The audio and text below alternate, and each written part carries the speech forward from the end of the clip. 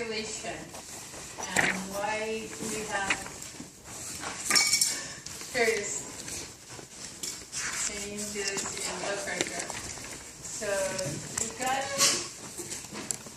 receptors that measure our blood pressure change in our atria. So we have venous return sensors, and these volume receptors will then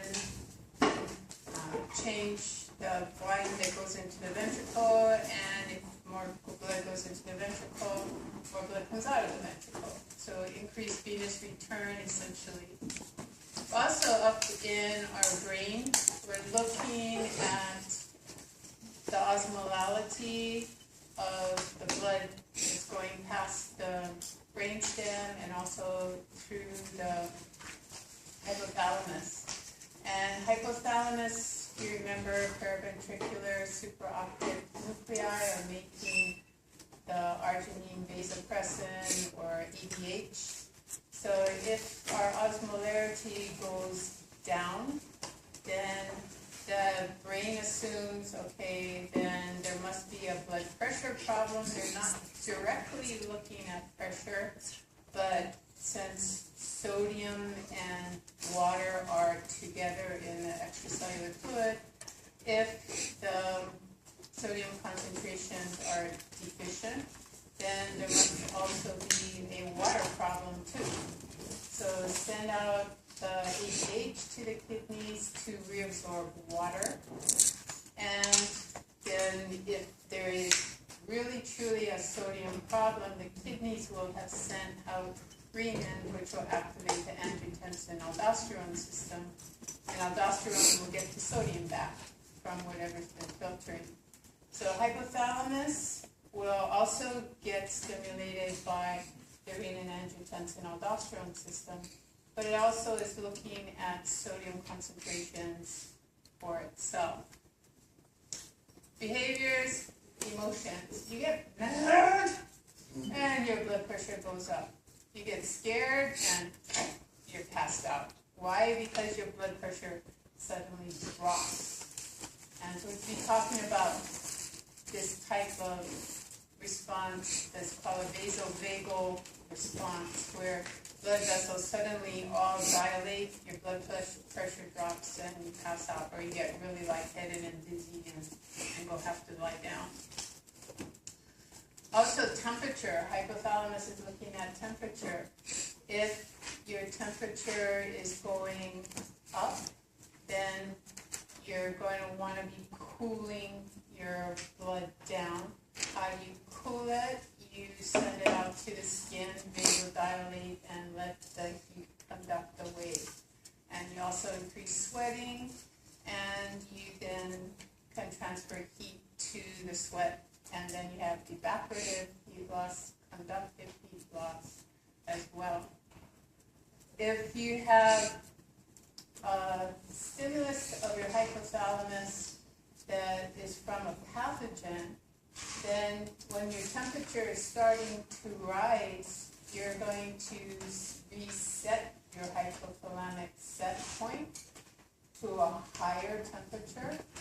Otherwise, you would set off this vasodilation, sweating response to cool the body. But when you are infected with something and you want to generate a fever, you won't do that if your hypothalamus is at this normal set point. So the pathogen, in combination probably with other factors that are either from your immune cells or from the pathogen toxins that they're releasing, your hypothalamus will reset the set point higher. So you can generate that fever and your immune system can function at more efficiently at this higher temperature. And so there will be controls for normal temperature regulation. But you know, when you get sick with a bacterial infection or virus and you're generating a fever, you don't sweat. You feel cold and clammy and shivering to generate that fever. No sweat is happening. sweat occurs after you handle the pathogen. But this will link into the immune system chapter that we'll start today.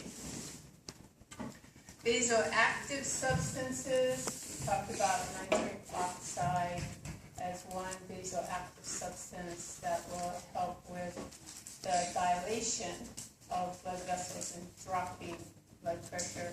But there are other things like the prostaglandins, the thromboxane E2s, the PGE2s that cause vasoconstriction that will cause increase in blood pressure.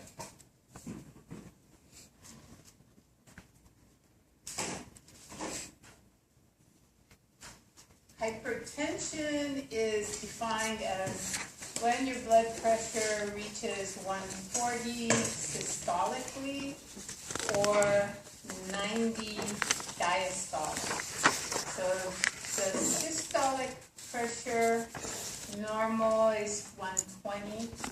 Don't get concerned about systolic till it's 20 millimeters of mercury above that. So 140 is the point where you say it's borderline hypertension.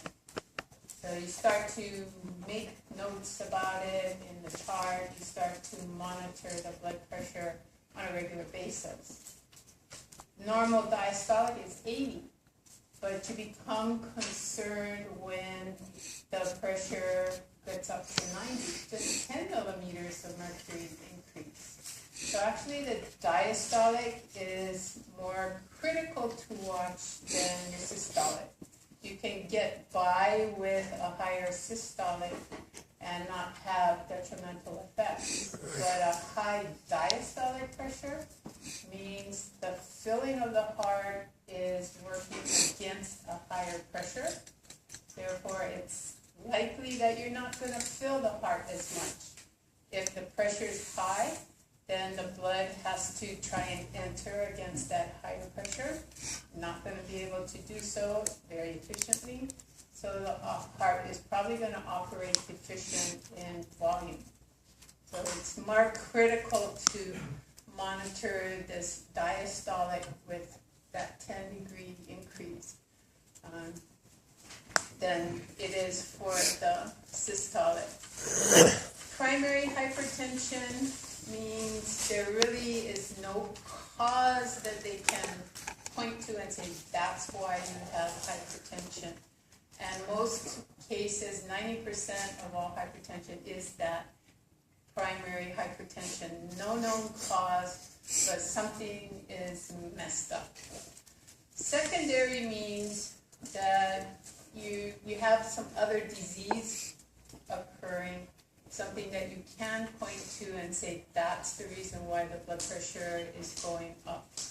So maybe diabetes or kidney disease, something that you can say, okay, there's a direct relationship between your blood pressure increasing and this disease that's ongoing at that time.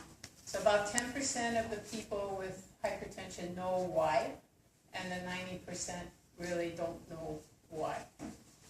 Treatment is pretty much the same. You want to try and first see if you can control blood volume, because if volume can be regulated, then maybe the pressure can be regulated. So you've probably all heard that people with hypertension need to watch their sodium intake. Why? Because sodium and water go together in the extracellular fluid. There's less sodium there, then should be less water there. If there's less sodium and water there, it should be lower volume. If there's a lower volume, you should have a lower blood pressure. Doesn't work for a lot of people. They go on a low sodium diet and their blood pressure is still high. So there's some other factor besides just how much sodium they're putting in their mouth.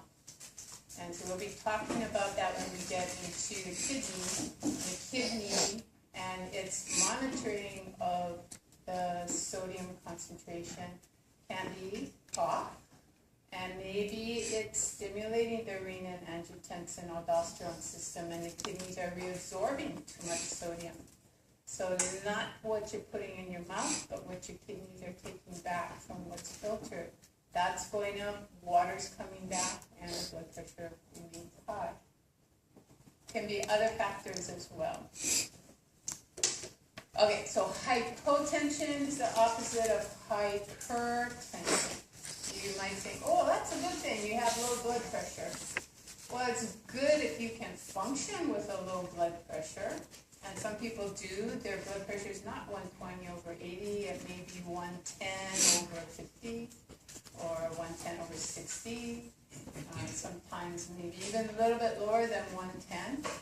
But as long as you can function, you can stand up, you don't get lightheaded and dizzy when you stand up, you can carry out your exercise and activity daily living without any problems, then a low blood pressure is fine. But for a lot of people, when they approach 100 over 60, then as soon as they stand up, lightheaded and dizzy, and they gotta sit back down, or they'll actually pass out. So they have a problem. What's the problem? Well, this vasovagal reflex. You might have experienced it. How many of you have ever fainted? One person. I saw somebody's hand go up. I don't know if they're scratching their nose or something. Anyway, so vasovagal, you can be presented with something that is really shocking, something that is very painful. That's a noxious stimulus. So if somebody tells you really, really bad news or something that is going to happen to you that potentially could be painful, or you have just been injured and it's very, very painful, your parasympathetic nervous system sends out a massive bunch of action potentials, and that backs off your sympathetic nervous system. When parasympathetic goes up, sympathetic goes down. So your blood vessels dilate. Now you have a huge volume for that blood that is in the system already, and your cardiac output is going down because your heart rate is going down because parasympathetic dominates. So your cardiac output goes down further, blood doesn't get to your brain, and you pass out. So if somebody comes at you with a big needle, sometimes big burly guys, they come at you with a needle and they just and pass out. Some, as I said, emotional trauma, somebody gives you really, really bad news and you just pass out. So vasovagal reflex is that something that is not pleasant is happening and bam, you just pass out. Other is orthostatic. So that means changing the position of the body, going from lying down to standing up, causes this sudden hypotension, lack of blood to the brain, and the person gets lightheaded, dizzy, or actually passes out. So it can be due to insufficient sympathetic input. It can also be due to things like poor skeletal muscle pump. You can get that when you're elderly and the muscles are just getting smaller and smaller because they're not as active. Hormones aren't there to help keep the muscle mass there. Got a lot of things working against the elderly. If you're in bed for 7 days with a virus or the flu, you get out of bed and your muscles are weak. You oftentimes feel lightheaded and dizzy, and you might actually pass out, or you might just feel, I've got to get back into bed real fast because I'm going to pass out. So lying down, then the blood returns to your head. So 7 days of bed rest is enough that your skeletal muscle will get weak and the pump will not be so efficient. Going into outer space, you wonder why those astronauts are up there on their little bicycles and they're doing all this exercise, because when they first went up there, they didn't do that, and they came back and came off the space capsule and passed out, and they had lost a lot of muscle. They also had lost a lot of volume in their blood when they were up there, because no gravity to pull the volume to their legs, so everything is going to wherever there's the least resistance, which is in your chest. So an increase in venous return in space flight causes them to lose a lot of volume. They're just urinating it out to get rid of that excess volume that the heart sees. They come down, they lost muscle mass, they lost blood volume, and they were having really bad problems with taxing out. And here these are people who are extremely fit going up into space and coming down really deconditioned, very rapidly deconditioned. So space flight will do that to you. And then what really is happening with people who are very well-trained athletes who have really massive exercise-induced heart enlargement, so it's efficient and pumping large volumes at very low heart rates, is you put them on a tilt table and stand them up. The blood draining away from their head stimulates sympathetic response. Heart contracts really strongly, but contracts too strongly. They exceed the minimal volume, meaning they're getting so much blood out that there's not enough blood left in the heart, and that will trigger them to pass out. They actually were studying this, I forget exactly when, but probably in the 80s somewhere, maybe 1980s, 1970s. They were comparing athletes, aerobically trained athletes, to couch potatoes. And they put them on a tilt table and brought them up quickly to a vertical position, fully expecting the couch potatoes to be the ones that would be in jeopardy, and here our athletes are passing out. And so it's like, why is an aerobically trained athlete passing out with just going from horizontal to a vertical position? And they tracked it down to, well, their heart is so muscular, and that sudden shift in position causes increase in sympathetic input to the heart and a strong muscle contraction. You go down to a volume that's below the minimal volume, this will trigger the passing out episode. So then when they started learning about there's some side effects or negative things to this nice athletically trained heart. How often do athletes go on a tilt table?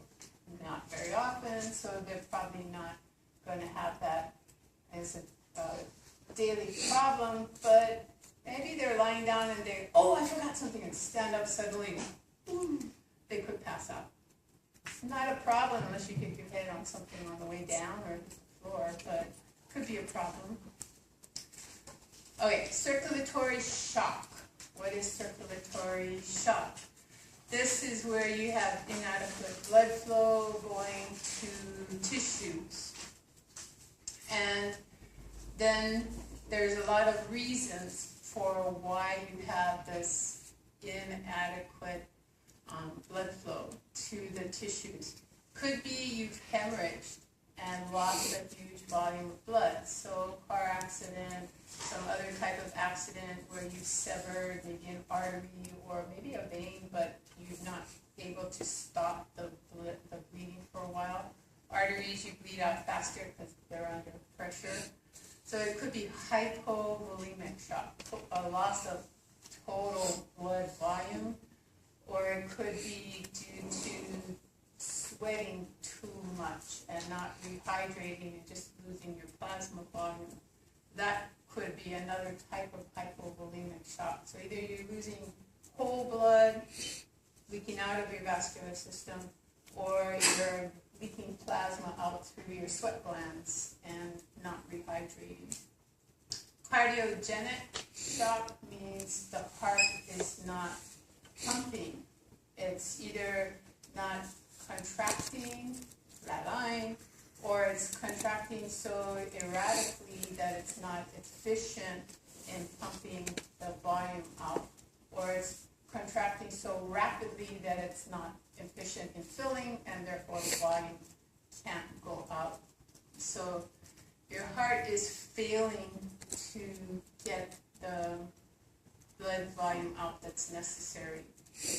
And then vasogenic, this would be your vasovagal type of response, where the vagus nerve is predominating, heart rate drops, the parasympathetic is dominating, so sympathetic drops, blood vessels dilate, and your pressure drops. And then neurogenic, that kind of overlaps with the vasogenic, that you have the nervous system creating a lack, well, not able to generate the amount of constriction necessary to keep the blood pressure up. So defect in vasoconstriction, production of tone, and therefore the pressure drops. So neurological or the blood vessel problem.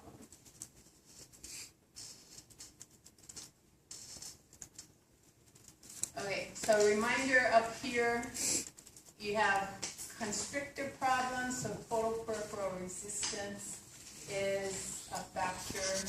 You got cardiac output, so heart rate and stroke volume. That all will influence what your mean arterial pressure is. So circulatory shock that we were talking about on the previous slide.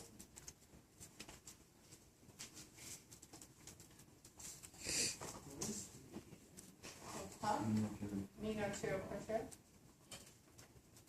Okay, so down here we've got hypovolemic shock. So excessive vomiting. I don't know, that would have to be really extreme vomiting, just going on and on and on, and then all this water and other things that are coming up from the stomach. You just are losing volume that way. Diarrhea, more common, but usually nowadays you got pills, you've got other things you can take that will control that diarrhea and make it kind of short term.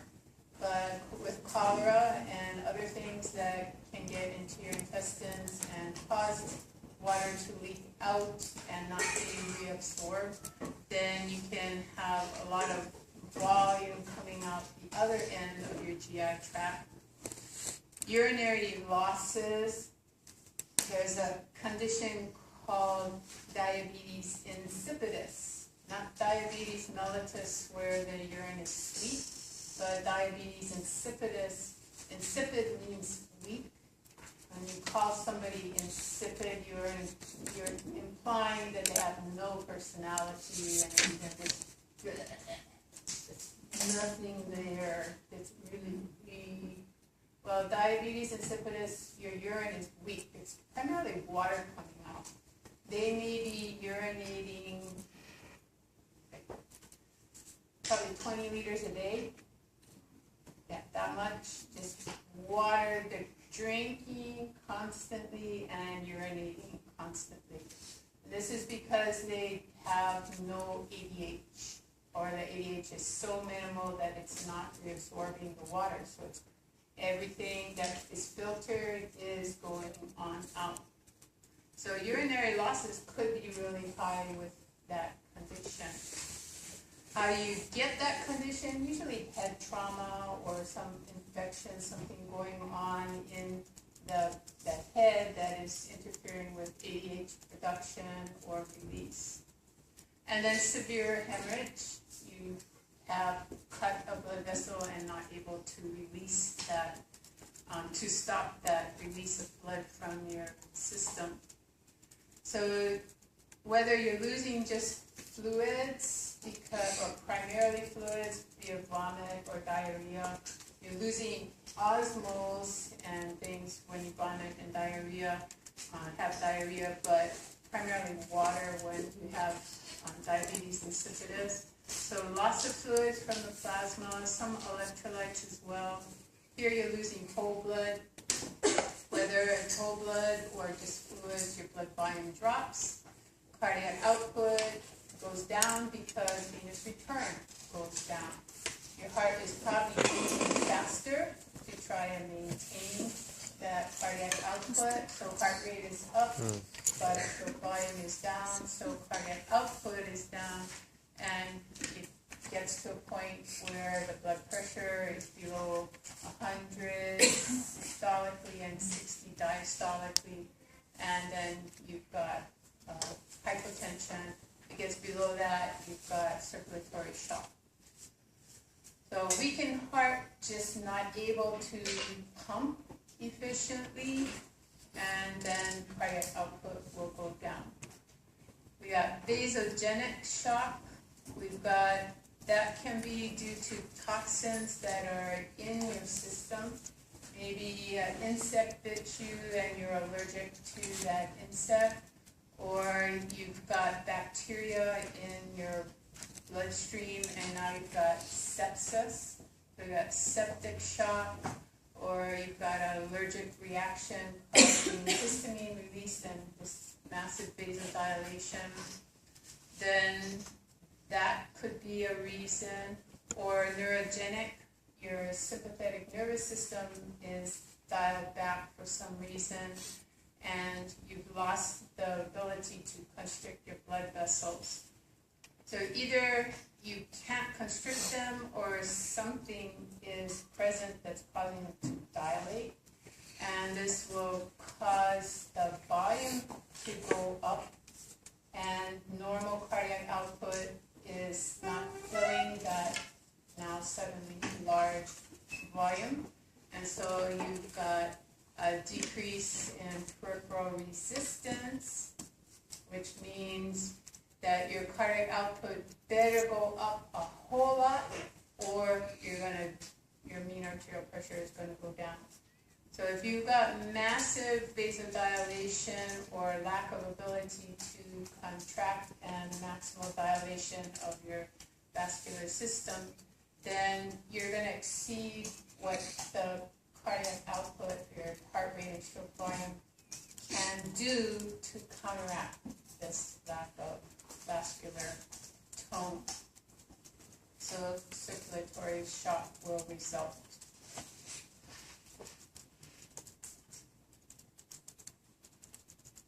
Oh, this is not good here.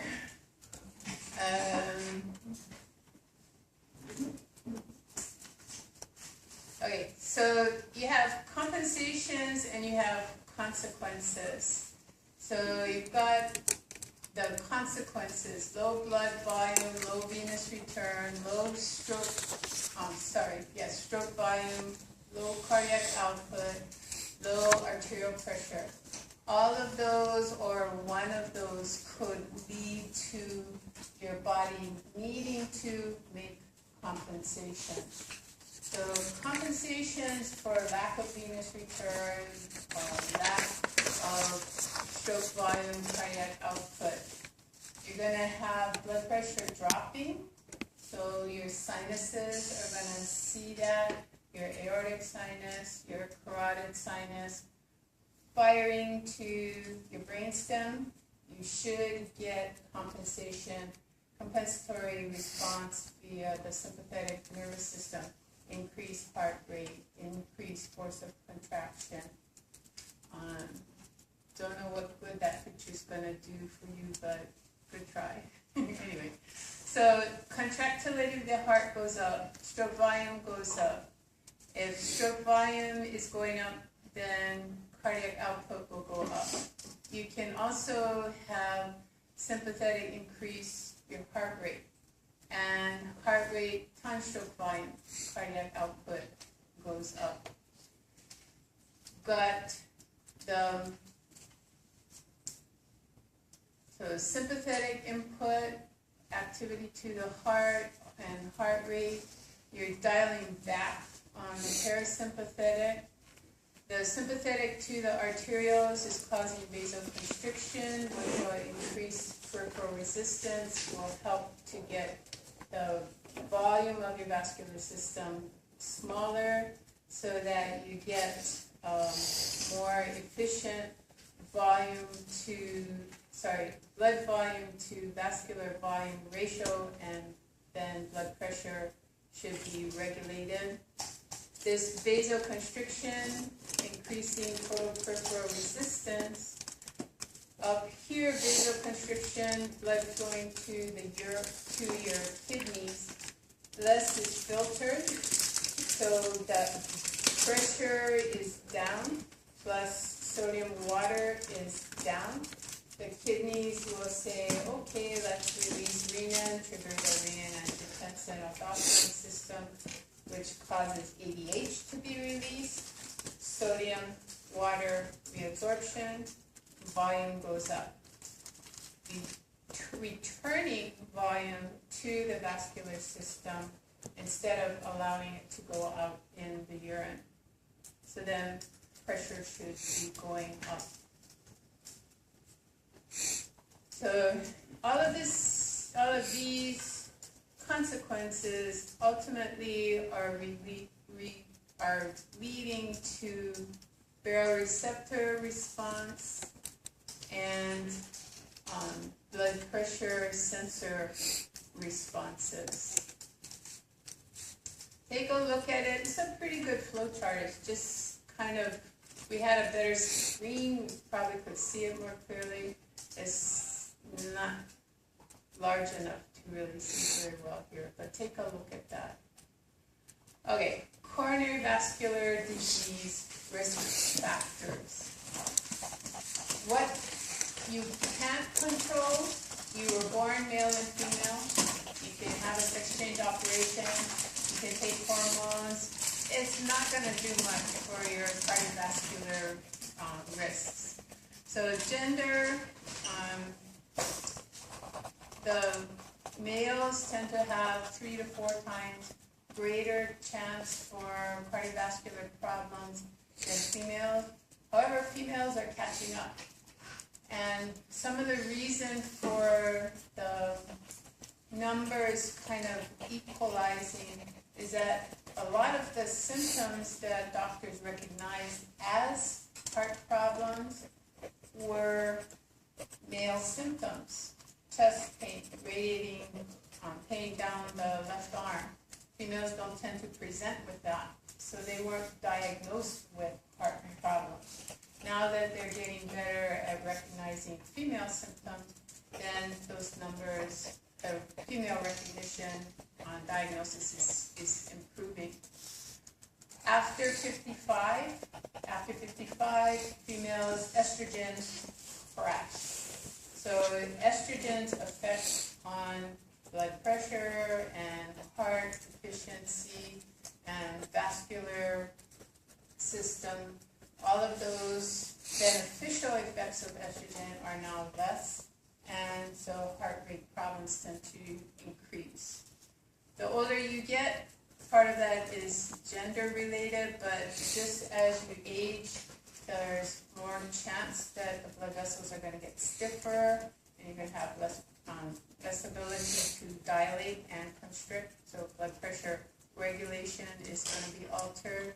The vascular, your muscles, if they decrease in amount, then you're going to have less blood vessels out there. So age leads to problems.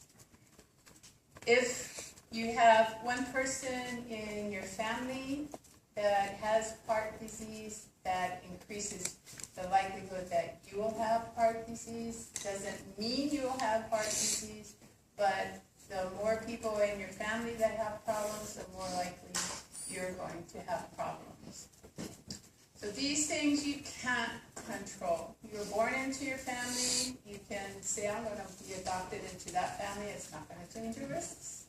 So you're born with, you've got to deal with. Controllable, if you smoke, stop. That's a major reason for heart problems, is smoking.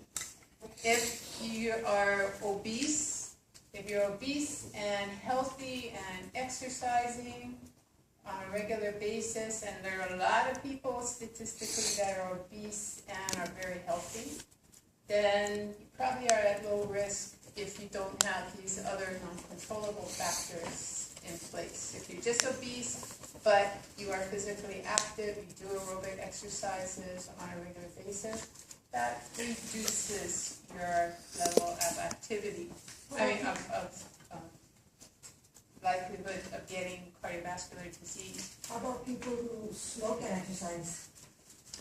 Well, the smoking, the exercise is going to help, because then they're not going to be in this category of sedentary lifestyle, but you're still taking in all those carbs and nicotine and influencing your central nervous system, your autonomic nervous system with those toxins. So it's better to exercise and smoke, but you could exercise a whole lot better if you weren't smoking. Okay, once you get into sedentary lifestyle, and a lot of times people when they're over 50, but sometimes just out of high school, you get into college, you're studying more, or supposed to be studying more, and you become more sedentary. You don't have time to exercise. That's what people say. I don't have time to exercise. So they become more sedentary. That's going to increase the chance for coronary vascular disease. If you are morbidly obese, this is where you're 300, 400, 500 pounds. Then those people are so heavy they can't move around efficiently, and they're sedentary for most of the day. Then they determine what a sedentary lifestyle is by the number of steps you take per day. So if you're walking or taking less than 2,500 steps per day, then you are considered sedentary. And the guidelines say we should be taking around 10,000 steps per day. So if you're smoking and you're obese and you're sedentary, you are probably now over 100% likely that you're going to have coronary vascular disease. But if you have untreated hypertension, you don't have to be smoking, you don't have to be sedentary, and you don't have to be obese, and you're going to end up with heart problems. The heart has to work harder against this high pressure. It's going to initially get thicker walls to fight that pressure, but eventually it's not going to be able to fight that pressure, which is constantly high, and it's going to be inefficient at getting blood out, which means it's going to retain more blood. That end systolic volume is going to get larger and larger, and pretty soon the heart is going to start to stretch. It did have a thick wall, but now that thick wall is getting stretched out, less efficient. So untreated hypertension is, you can just, with that alone, don't need the other risk factors that will probably lead to heart problems. The blood lipids, we all heard of how to control your cholesterol. Well, they're learning a lot about cholesterol, and what cholesterol leads to is atherosclerosis. So athero translates to meaning you got a gruel-like pasty substance accumulating in the walls of your blood vessels. And then sclerosis is scarring and hardening of the blood vessels. So the lumen is getting smaller because of this pasty, gucky stuff that's collecting in the blood vessel wall. And then you can't dilate to get the volume bigger so the blood can go through. And now you've got a problem with delivery of blood. The HDL, you've probably heard of high-density lipoproteins. Those are the good cholesterols, referred to as H for healthy cholesterols. And then the LDL, this is your bad cholesterol.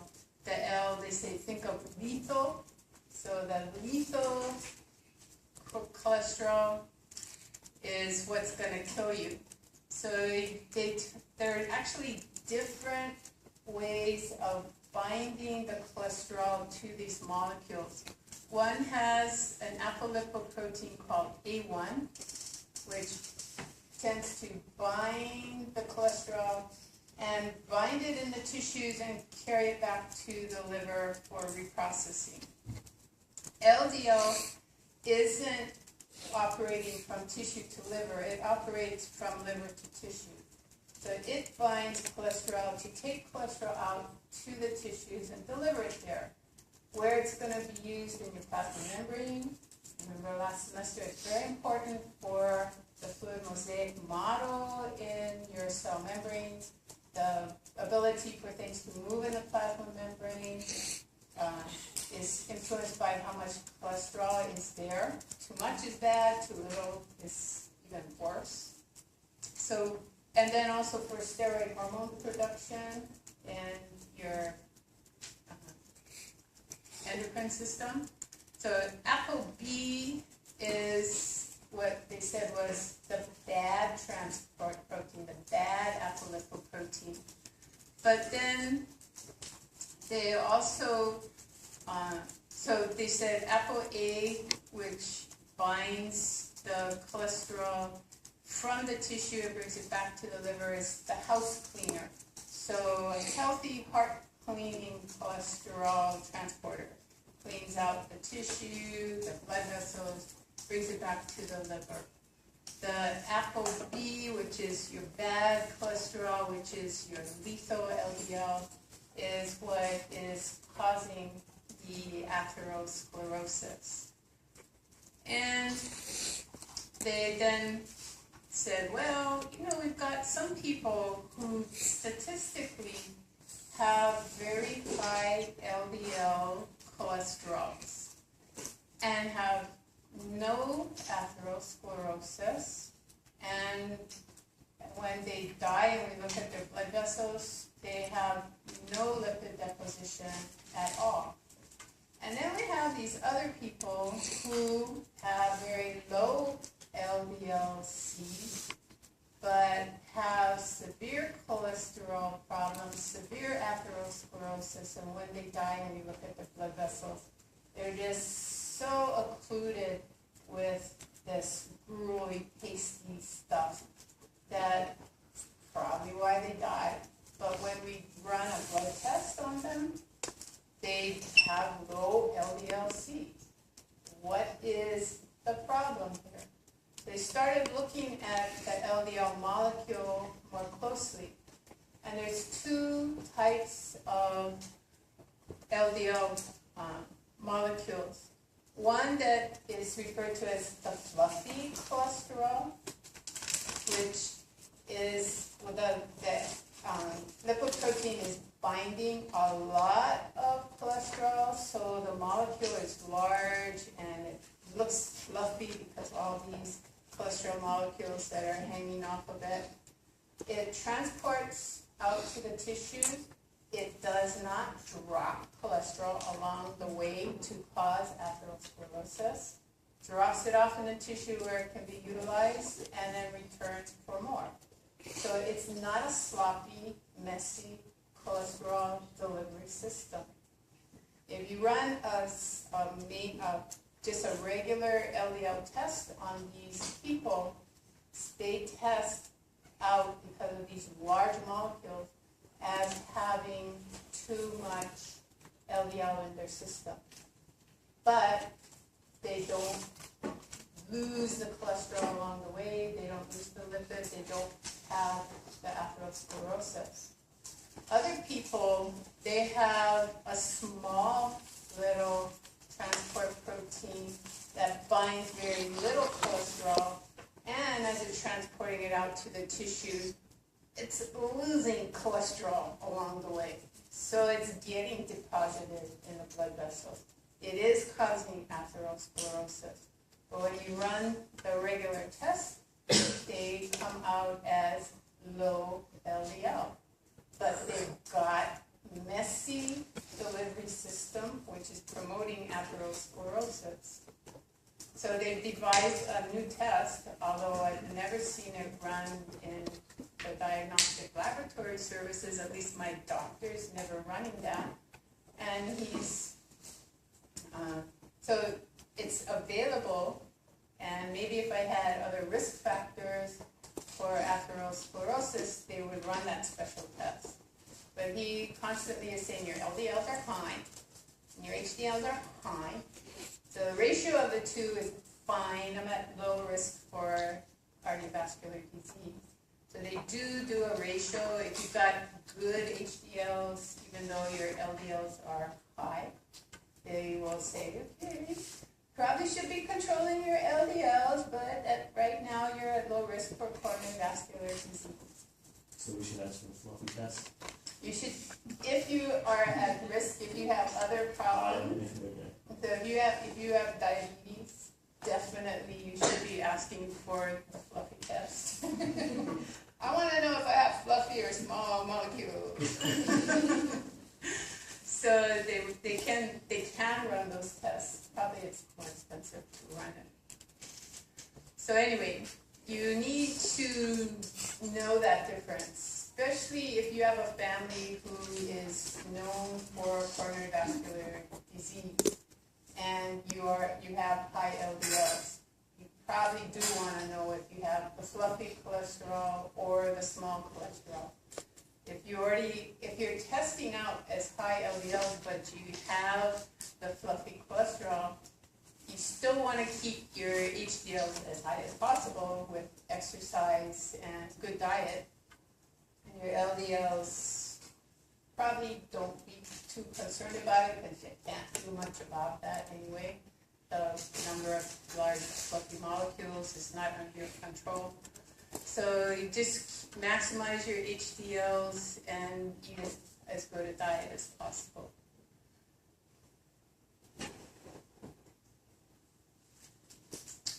So diabetes mellitus. If you have diabetes, then you are going to have problems with your blood vessels. That extra sugar in the bloodstream causes glycosylation. If you were in lab last semester when we were doing the red blood cell experiment, you put red blood cells into super concentrated glucose, and what happened? The red blood cells stuck together and precipitated to the bottom of the test tube. They didn't lyse, but they crenated and they stuck together and formed a clump in the bottom of the test tube. If you swirl the test tube again, they resuspend. So this tells you better be exercising and keeping your heart strong. You have diabetes because you want to keep your blood moving fast enough that the red blood cells are not glycosylating and forming clumps in your vascular system. If they clump, then they're going to get stuck in small capillaries. They get stuck in small capillaries. The tissue downstream doesn't have O2. And if the tissue doesn't have O2, it might die. And if it dies, you're going to lose toes and feet and lower extremities.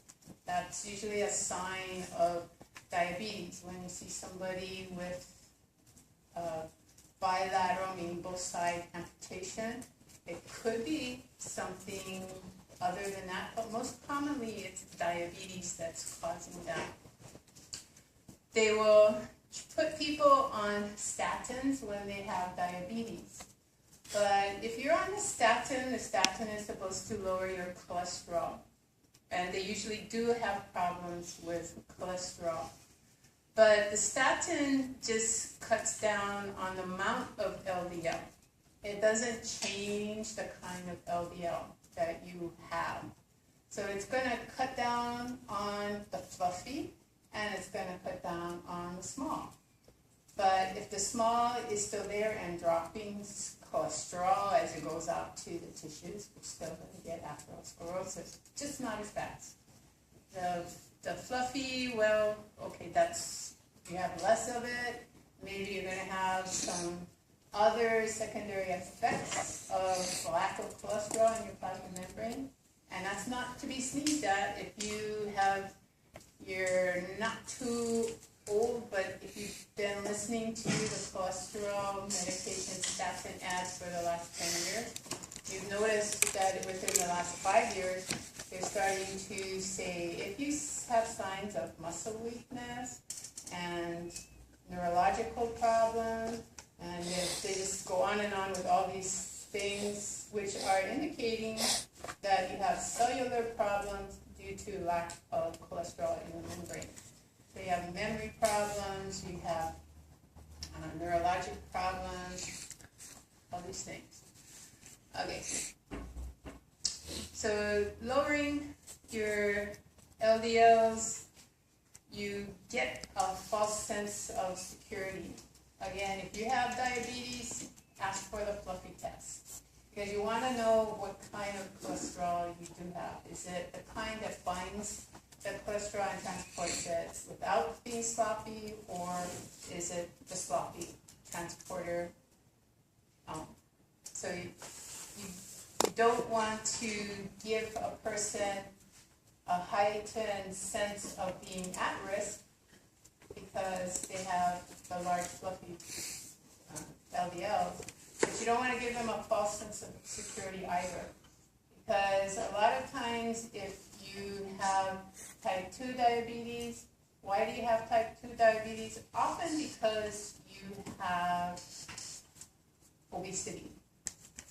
If you are obese, you need to watch your diet, you need to start exercising.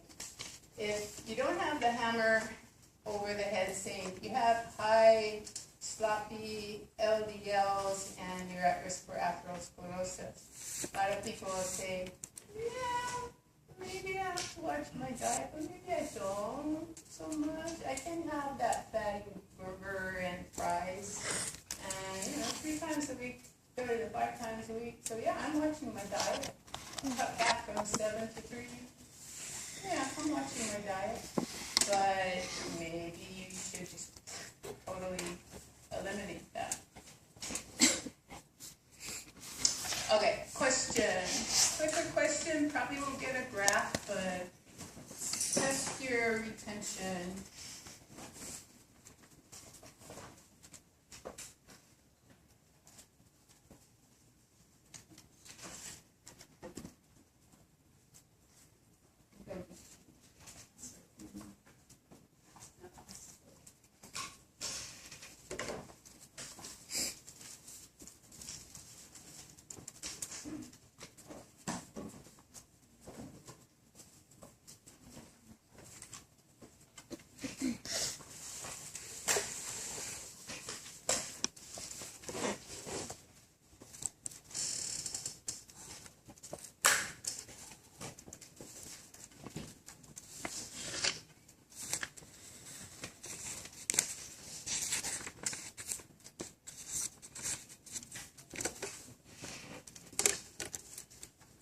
No graph, but right answer is shown.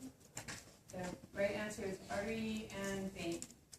So which have elastic fibers, arterioles do not, capillaries do not, venules do not.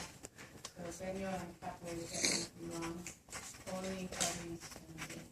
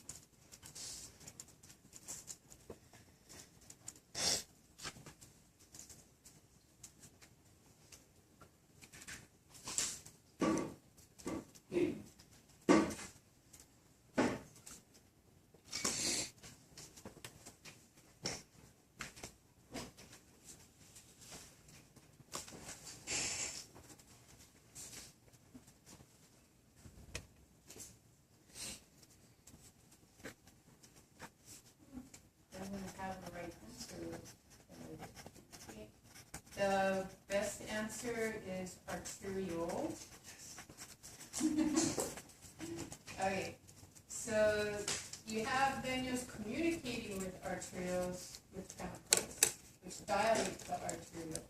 The arterioles put blood into the capillaries, which increases your total cross-sectional area. Veins and arteries, they're not controlling total peripheral resistance. So although you could make a case that venules and capillaries secondarily influence total peripheral resistance, what is primarily controlling total peripheral resistance is the arteriole with its precapillary sphincter. Okay, next question. And we have to do a little calculation here.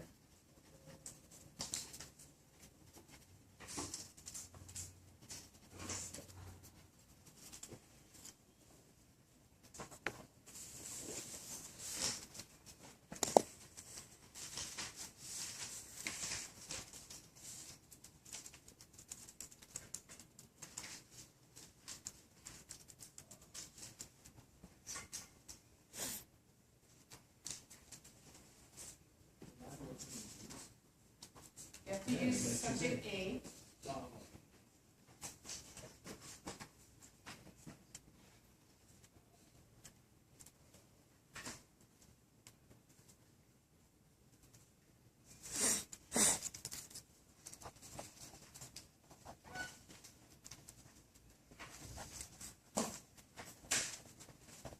Okay. The answer is 100. So subject A, your pulse pressure is 120 minus 90. So that gives you 30. Take 1/3 of that, and that's 10. Add diastolic back. So 90 plus 10 gives you 100. So it's going to be easy math. It's not going to be too much of a fraction. The other example, if you had normal, was 120 over 80. You got 13.333. So you got the fraction, but it's not that hard to add that back. So, okay, so let's calculate. We have 140 minus 80. What is that? What's that difference? 140 minus 80. 60. What's 1/3 of that? So add back 80, you got 100. Okay, 155 and 70, what's the difference? 55. Oh, I'm sorry. 55 and 30 is 85. Okay, then take 1/3 of that. Then you gotta do some paper stuff. So 3 into 8, how many times? Goes in 2 times. 6. So 2 times 6. 2 times 3 is 6. 6 from 8 is 2. 3 does not go into 2, so you drop the 5 down. You got 25. How many times does 3 go into 25? 6 times, right? 4 times. No, 5, no. Yeah, 4 times.